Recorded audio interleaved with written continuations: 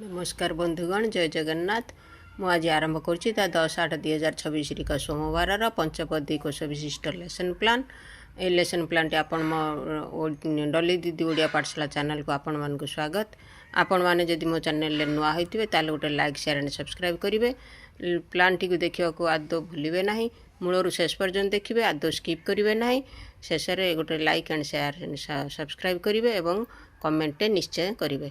एबे हम आरंभ करिबा सोमवार लेसन प्लान। श्रेणी शिशुबाटिका समय पीरियड 10:15 ରୁ 11टा। विषय प्रसंग भाषा कार्य 28 विकास शारीरिक विकास दक्षता शिक्षण फलाफल शुणा और कहवा एलो कोड C1.1 TLM चित्र पोस्टर पाठ्यपुस्तक अतिथि कार्य 28 चित्र दुईटी भल भाव देखिए। चित्र संपर्कित सरल प्रश्न उत्तर देवे। चित्र थी सो कौन कौन देखुं तार नाम कहे, ग स त अक्षर लगाए शब्द कहे, विभिन्न चित्र देखी गप कहवा चेष्टा करेंगे। प्रथम श्रेणी 11टा ରୁ 11:45 भाषा बिलुआर पैडपिया भाषा साक्षरता विकास पठन और लिखन CG1 गल्प कार्ड जादूपेटर कहानी कार्ड सेट निज अंचल गप निज भाषा कहे, गप संपर्कित सरल प्रश्न उत्तर देवे, शुणा और कहबार दक्षता विकास करेंगे। विभिन्न अक्षर भितर ह न प म तालबेश ठ अक्षर गुड़ी को चिन्हिबे और पठन करेंगे। पशुपक्षी मानकर नाम सारणी तैयारी करेंगे। बणरे रोथुवा पशुपक्षी मानकर गोटे आल्बम प्रस्तुत करेंगे। प्रथम श्रेणी 11:55 12:30 गणित 1 ରୁ 9 संख्या बौद्धिक विकास 1 ରୁ 9 मध्य संख्या ऊर्ध्वक्रम कहे और लिखे। C8.4 संख्या छापा कार्ड संख्या माली संख्या छापा कार्ड रू 1 ରୁ 9 पर्यंत संख्या को लिखे। संख्या सूचक चिन्हटर विकास करेंगे। संख्या कार्ड देखिए 1 2 3 4 5 6 7 8 9 संख्या ऊर्ध्वक्रम गणन करेंगे।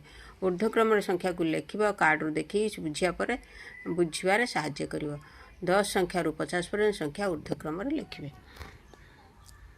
द्वितीय श्रेणी 12:30 ରୁ 1:25 गणित आस बिंदु सहित खेलिबा बौद्धिक विकास बिंदु सहित संख्या खेल करवा मेल करवा एवं चिन्हट करवा।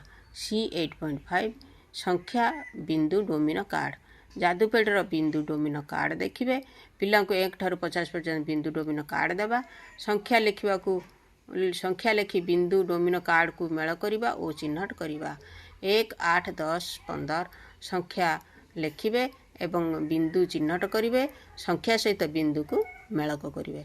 संख्या प्रतीक गुड़ी को बिंदु कार्ड मेलक करेंगे और संरचना को पूरण कर। तृतीय श्रेणी 2:10 ରୁ 2:50 परिवेश भित्तिक भाषा शिक्षा विभिन्न बुदालिया और प्रधान मूल थी उद्भिद विषय जानिबा। मौखिक भाषा और लिखन विकास उद्भिद विषय जानिबा। EVS 302 पाठ्यपुस्तक बैगण गछ नड़िया गछ बरगछर चित्र श्वासक्रिया करुवा जीवर नाम कहे, जीव थी प्राणी और निर्जीव मध्य पार्थक्य जानिबे। गछ किपरि श्वासक्रिया करे जानिबे। उद्भिद और प्राणी मध्य गोटे सामंजस्य लिखिबे।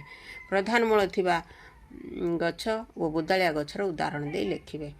गोटे प्रधान मूल थी गछ गोटे बुदालिया गछर चित्र अंकन करेंगे। ता मध्य जीव निर्जीव मध्य पार्थक्य दर्शाइबे।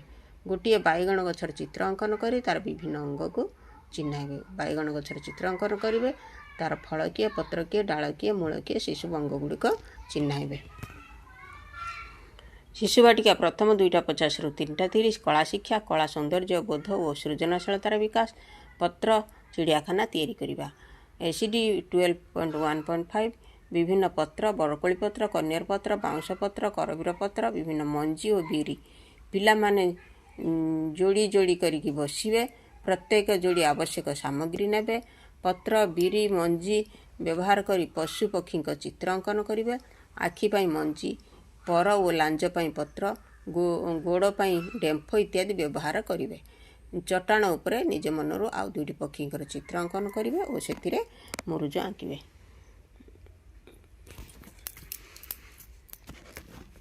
द्वितीय तृतीय श्रेणी 3:30 ରୁ 4ଟା शारीरिक शिक्षा बौद्धिक मौलिक शारीरिक गतिविधि को विकास विकसित करवा बॉल को मारिबा और निज को नियंत्रण करवा।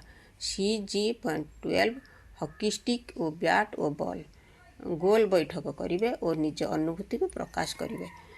प्रथमे ठिया हो निज पोजिशन नेबे।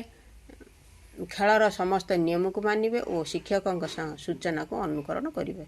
समस्त दिग को ध्यान देवा और ब्याट्रे बॉल संजोग करी मारिबा।